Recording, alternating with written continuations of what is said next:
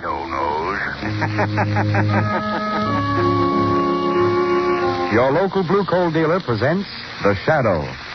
These half-hour dramatizations are designed to forcibly demonstrate to old and young alike that crime does not pay. Before the curtain rises on Act One of today's adventure with The Shadow, remember this, homeowners. Because of abrupt changes in temperature, the coming months are the most treacherous of the entire year. So do the safe thing, the wise thing, and order blue coal for your next fuel supply. You'll find that this quality-tested hard coal gives steadier, more healthful heat. It's easier to bank and control, and it burns evenly and prevents your home from becoming suddenly chilled or overheated. Remember the name, Blue Coal, for perfect home heating comfort in any kind of weather. The Shadow, mysterious character who aids those in distress and helps the forces of law and order, is in reality Lamont Cranston, wealthy young man about town. Cranston's friend and companion, the lovely Margot Lane, is the only person who knows to whom the unseen voice belongs. Today's story, Horror in Wax.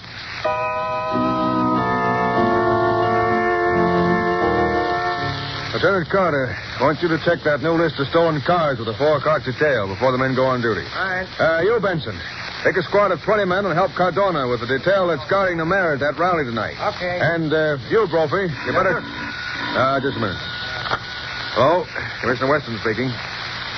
What's that? When did this happen? All right. Give me the address. Yeah. 22 Prince Street. I got that. Yeah. I'll send a man out right away. Brophy. Yes, Commissioner Weston. This is a job for you. Rest of your men can go now. Get out on the job and keep awake. Okay. Here you are, Brophy. Take this address. It's a rooming house out on the south side. Woman's been found dead in one of the rooms. Ah, now the poor thing. Murdered by some blackguard, I suppose. Never mind shedding any tears about it. Get out there and find out what happened.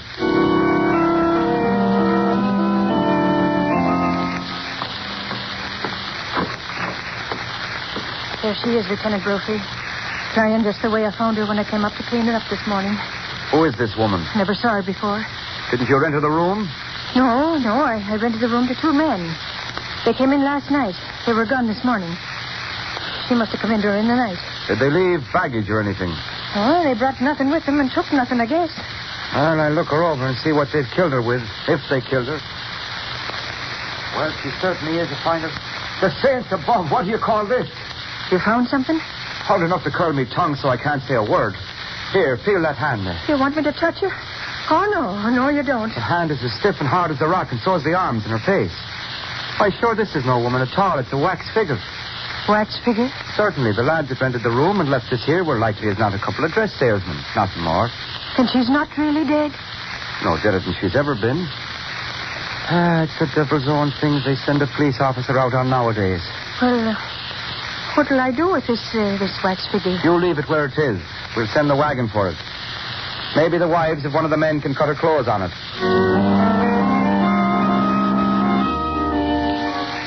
But, Commissioner Weston, it's the truth I'm telling you. It was nothing more than a wax figure as hard as rock. A fine thing to leave behind in a furnished room. Well, you better send the wagon out there.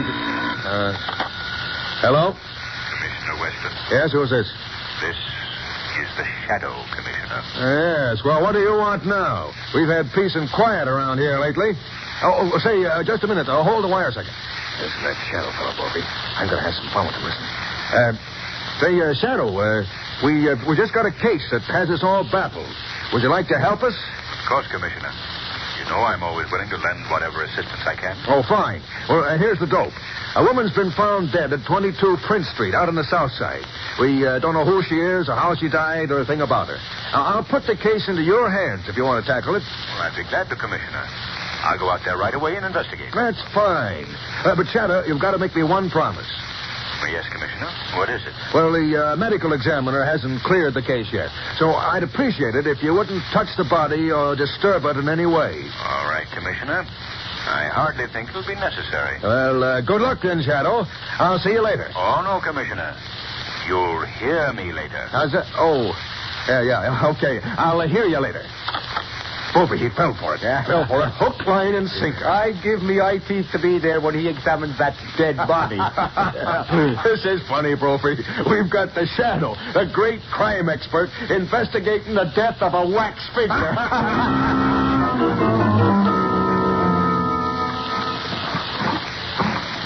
Well, Lamar, we searched every inch of this room, but there's not a single thing that would identify this woman's body. No, Margot. I didn't expect there would be. Perhaps I'd better search the clothing. No, Margot. Don't touch the body. Commissioner Weston specifically asked me not to. But there might be a tag on the clothing or something. Hardly. The man who left his body here planned it too well to leave any telltale markings. You'll notice that even the manufacturer's name has been scraped off the soles of the shoes. The features have a strange wax-like appearance. Yes. Amazingly wax-like. Well, if there's nothing more to do here, Lamont, I won't be a bit sorry to leave as soon as possible. All right, we'll go, Margot. Commissioner Weston is probably waiting for the Shadow's report on the case, and we don't want to meet any of his men here. We mustn't disappoint the commissioner.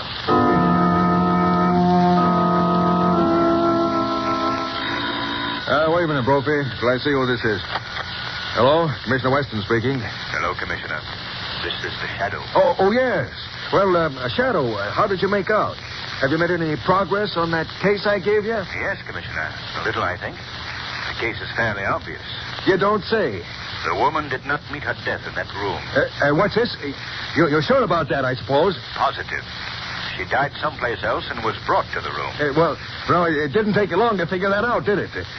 What are you going to do, Shadow? We've got to find the men who brought the woman there. You're getting off on the right foot, all right. But how are we going to find them? Have you figured that one out? Not exactly. But I'm not going to waste any time. You hold the body until you hear from me. Oh, you're sure we're going to hear from you, aren't you? You'll hear from me a lot sooner than you expect, Commissioner. Well, now, in that case, Shadow. Shadow. He's hung up. Sophie, did you hear that? Every word, Commissioner. Right word. This is about the funniest thing I've ever run across. You pulled him good, Commissioner. She didn't die there, he says. I was right in that. He certainly was.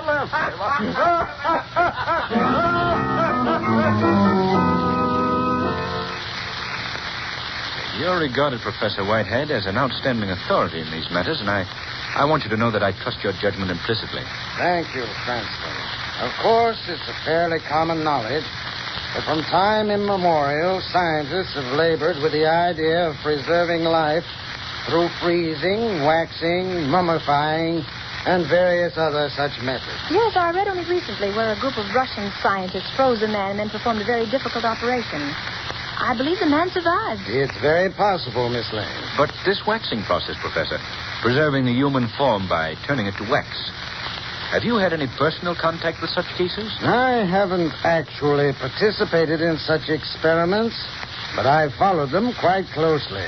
In fact, here's a book right here on my shelf. Yes, this is it. This is an account of the experiments of Dr. Jean Fernot, famous French scientist. He invented a chemical which he injected into the arm. Within a few hours, the subject assumed not only a wax-like appearance, but all organs were stilled, and a state of suspended animation attained. Well, what happened to Fernot? Did he continue these experiments? No, he never got the chance. He was laughed out of the community where he lived. When he revealed the fact that he had waxed the body of a young girl, he was stoned. What happened to the girl? Oh, Fernot revived her right enough. The experiment was entirely successful. Then he not only had a waxing process, but also an antidote to revive the subject. Yes, a restorative, he called it. By the way, here's a picture of Fernot in this book. Oh? Well, rather an interesting-looking face, don't you think so, Margot? Yes, very interesting. But one I wouldn't care to meet on a dark road. Well, do you think Dr. Fernot is still alive, Professor? That I am not prepared to say, Mr. Cranston. It was reported he came to America 10 years ago. In any case, he dropped from sight about that time. I see. Well, I'm very much obliged to you, Professor. We must leave now. This talk has been most interesting. And I promise you, it will result in something even more interesting.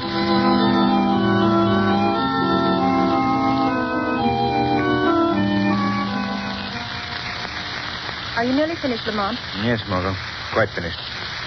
We've checked every wax figure dealer in this entire territory. The business connections of all of them are easily accounted for. That is, all but one. This Cosmos Wax Figure Company. I can't find a single firm that does business with them. Perhaps there's something in that. I don't know, Margot, but I think that... Oh, that's probably my friend Vic Marquette, the Internal Revenue Department. Hello? Hello, is that you, Cranston? Oh, yes, Vic. Have you found anything? Well, that Cosmos company you inquired about. Yes? Yeah, there's a ship due at quarantine in a few hours with a large consignment of wax figures for them. You say the ship is due in a few hours? Yeah? Vic, I want you to do me a favor. All right. I want you to assign Miss Lane and myself to the custom detail that goes on board that ship, the Quarantine. Oh, I don't know what you got up your sleeve, Cranston. It's not exactly official. Oh, I guess it can be arranged. All right, we'll be right down. I'll explain matters to you then. What are we going to do now, Lamont? I'm only playing along on a hunch. But if it works out, Margot, I think we'll have a little surprise in store for our friend Commissioner Weston.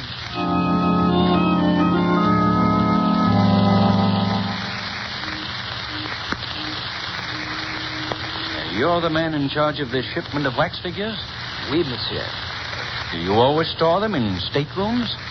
Wouldn't it be less expensive to ship them in the hold with other freight? Oh, but, monsieur, these figures are not freight.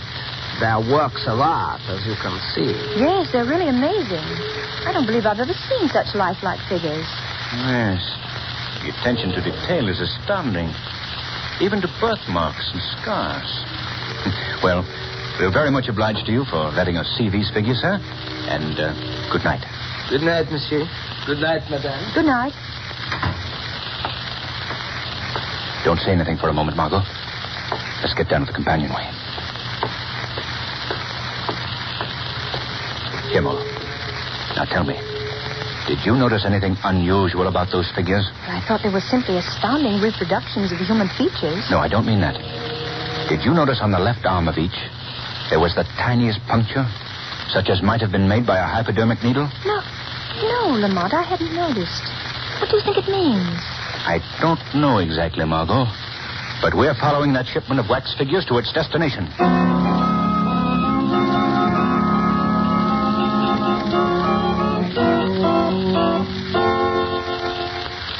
In a moment, you'll hear Act 2 of today's story. Homeowners, the finest quality anthracite that you can buy is blue coal. It's the only trademarked anthracite. The only coal which is colored a harmless blue to identify it and to guarantee you that you'll get the most for your money in heating results and satisfaction. That's why it's important to insist on blue coal by name when you order fuel.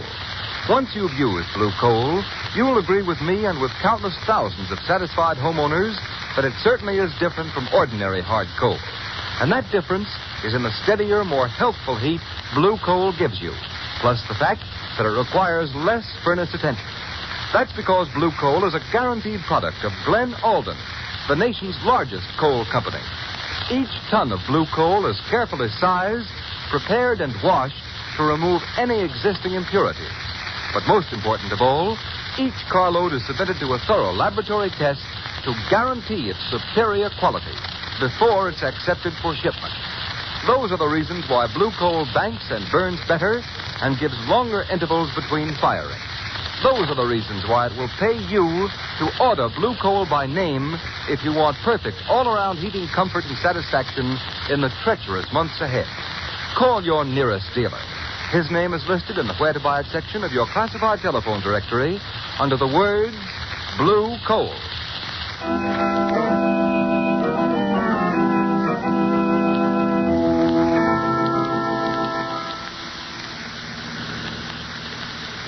Stop the car right here, Margot. All right. That's the Cosmos building, just ahead there. Dingy looking place, Lamont. Doesn't appear as though there's anybody inside. Yes, there is, though, Margot. Look down at the back there. You can just see a bar of light filtering through that shuttered window. Oh, yes. What do you suppose they could be doing in there at this hour of the night? They've already gotten the shipment of wax figures from that freighter. That's probably what occupies them now. Better turn off your headlights. All right. We'll sit here and wait a while. Look, Lamont. That side door is opening. Someone's coming out. Sit tight, Margot, and watch. It's a man. He's coming this way. Yes. Quiet. Margot, Look at this man. Look at his face. Why? Well, Lamont, this is amazing. It just can't be possible. Quite possible, Margot. That man who just walked past was one of the wax figures we saw in the freighter tonight. Why, it's like seeing someone step out of the grave. It may be little less than just that, Margot. Men stepping out of the grave. Lamont, you don't actually... I don't know what it is, Margot. I've only got a hunch. I'm going to see if I can't get a glance through that window back there. I'll come along, Lamont. No, you better stay here. I'd feel more comfortable with you. All right, Margot. If you'd feel better, come along. We'll have to be very careful, Margot. The rest of the building seems to be deserted. All but that one room. Yeah, they're all probably busy in the back. Let me take your hand, Margot. It's pretty steep here. Quiet now, Margot. This window may be open. They might hear us. I'll see if I can take a peek through this crack here. See anything? Margot. Look. Why, the room is fixed up like a laboratory. Yes. There's some more of the figures we saw on board ship. That man with his back to us. He's dressed like a doctor. Yes. I hope he turns around so we get a good look. Margot. Over there in the corner. Recognize that face? Why, yes. It's the man that was in the ship cabin. The one who took care of the wax figures. Right. There, Lamont, the other man's turned around. Look at him. Yes. Isn't that the man whose picture Professor Whitehead showed us? Yes, Margot. It's Dr. Furneaux. What do you suppose they're doing? I can't see. They're working at the other end of the room, mostly. Margot, you go back to the car. What are you going to do? Look around here and see if there isn't any way of getting into this place. There's a gang of men in there, Lamont. I've got to take the chance, Margot. Now go, Margot, quickly, quickly. This is a matter for the shadow. All right, Lamont, but do be careful. Even the shadow might be shot.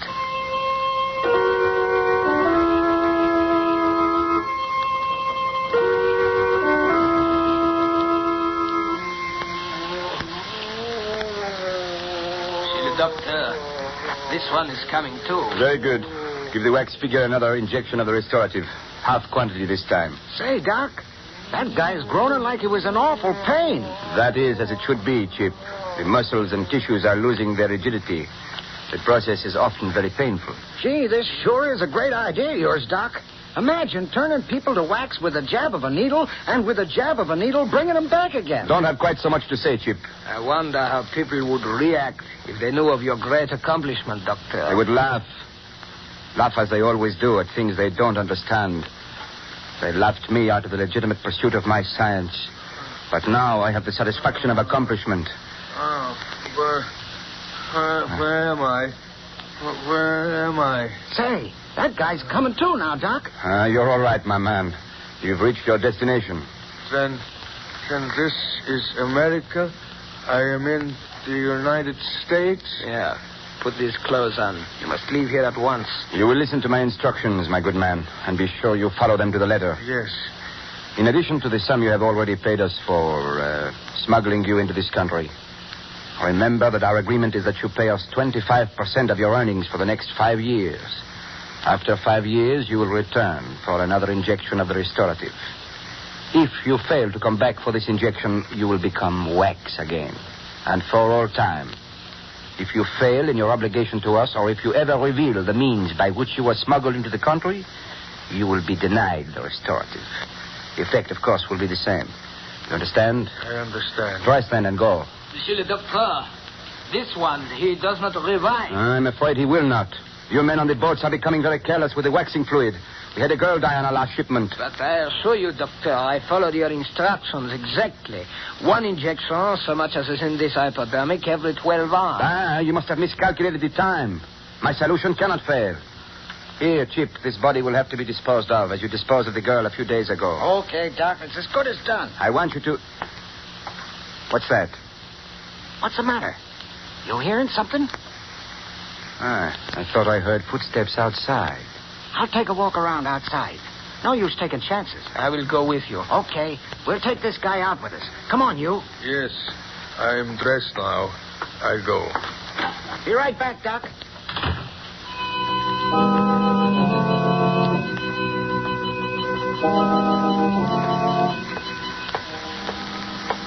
Chip, What is it, Murray? that car over there. Do you see anybody in it? Yeah. I think I see a face. It's strange that anyone would sit in a lonely place like this with the lights out. No? Yeah, it does look kind of fishy. Let's find out what it's all about. Come on, Murat. Keep your gun handy. There is somebody in the car. Looks like a girl. What do you know about that? I do not like it. She won't like it either when we get through with her. What are you doing in here, lady? Waiting for the morning mail? Who are you? What do you want? We want to know who you are and what you want. That's none of your business. You're a fresh dame, eh? She... Yeah? What's the matter? This girl. I have seen her before. Yes, I know. She was with the custom man aboard the ship. Oh, yeah? Come on, lady. Get out of that car. I'll not get out of this car. You get away from here. Grab her, Murat. Keep your hand over her mouth, Murat. We'll take her into the doctor. Come on. Lift her up. There is no question about it, Monsieur le Docteur. She is the one who came aboard the freighter with the customs officer. A customs mall, huh? You let me out of this place, you hear? You did not come here alone, madame. Who is with you? There's nobody with me. What were you snooping around for? I wasn't snooping around. I was sitting in my car. Madame, you impose a very unpleasant duty upon me. What do you mean? I do not know how much knowledge you have acquired around here, but I must be certain that whatever it is, you will never have a chance to communicate it to anyone else. What do you intend to do? Murat, give me that hypodermic. Oui, Doctor. Don't you dare! Keep your hands off me! Madame, I regret that I must give you an injection of this fluid. In a few minutes, you will turn to wax. Oh, no. In that condition, you shall remain No. for all time. No, let me go, let me out of here! Murat, hold her tightly. Quiet. That gag will keep her quiet for a while. Pull her sleeve up, Murat. Oui, Doctor. That's it. Now the hypodermic. Not quite so fast, Doctor. Who was that? Who spoke? I did, Dr. Furneaux. Who are you? I am the Shadow. Shadow? I do not understand. What is the shadow? I've heard of this guy. He's the enemy of the underworld. Nobody can see him. This girl, she is with him? Yes. Dr. Furneaux, release her. Take that gag out of her mouth. Ah, you are very clever, monsieur. Very clever. But I think you will find I'm not so easily beaten. Do as I tell you. I don't want to have any fight with this Shadow. Nor do I. You are cowards, both of you. I'm getting out of here. I will go too. Chip, Murat, you will not run out on me. I'm going. Stay where you are. You stay if you... Murat. You shot Murat. Yes. And now you. Oh. And now, Shadow, where are you? Right beside you. And I... No, you don't. Oh, my arm. There, Furneaux. Your gun is on the floor. You're helpless. Now will you be so foolish as not to do what you're told? Very well. I cannot fight the unseen. What do you wish? Remove the gag from the lady's mouth. Of course.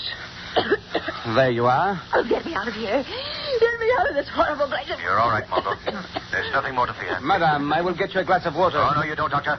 Be too easy to poison the water. Dr. Furneaux, you are coming with me. And where would you take me? To the police. They will deal with you. I am afraid I will have to disappoint you, monsieur.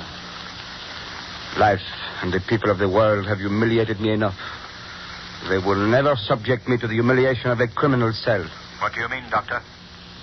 This hypodermic I hold in my hand will answer your question most eloquently. Many people have known the result of my great discovery. Now, I shall know it myself in its ultimate. Doctor, I beg of you, don't destroy yourself. There's always hope for a man of your skill, even though you've so grossly misused it. No, monsieur. The world laughed once. Now it will neither laugh nor weep.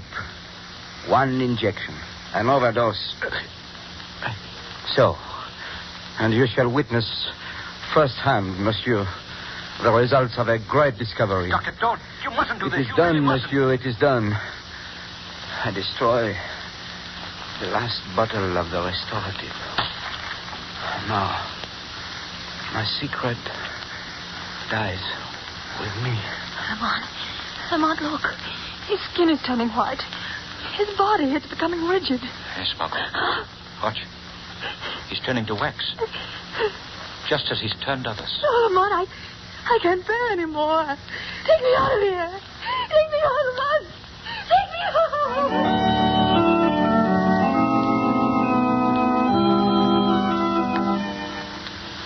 You mustn't worry any more, Lamar. I'm quite all right now. Well, now, you've given me a couple of very anxious days, Margot, since our encounter with Dr. Fenot. I'm sure I could never stand such an experience again. Now it appears as something I've dreamed. Lamont, what of those people Fenot smuggled into the country? They'll die in 5 years if they don't receive the injection. Why, Margot, that was simply a bluff. I've checked through Fenot's notes. He used this ruse simply to hold them to their promises. They're quite safe. I'm glad. It's strange. But I suppose, in a way, Commissioner Weston has the laugh on me after all. For my part, I don't feel there's much reason for laughing. As evil as Dr. Fenot was, and as badly as he misused his great talents, I can't help but feel that his discovery might have had potentialities for good beyond belief. Perhaps it will occur again in a mind worthy of great things.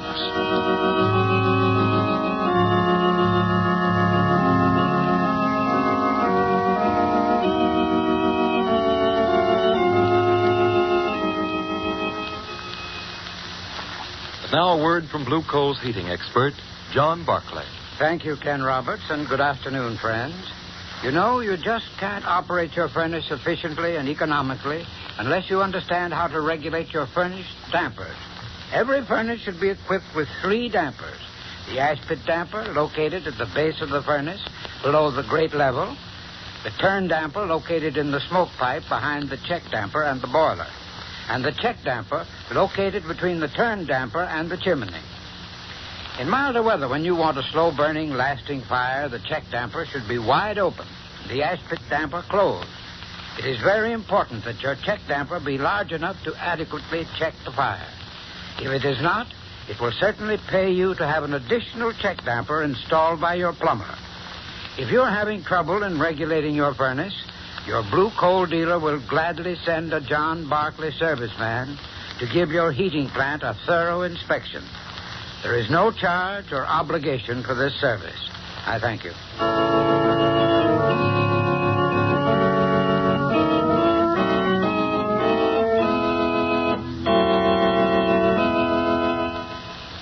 Today's program is based on a story copyrighted by the Shadow magazine.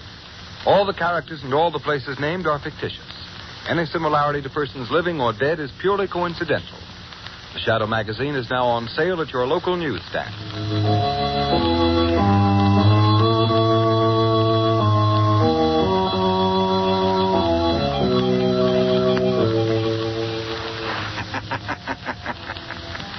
The weed of crime bears bitter fruit. Crime does not pay. The Shadow knows. Next week, same time, same station, Blue Coal, America's finest anthracite, will again present another thrilling adventure of the Shadow.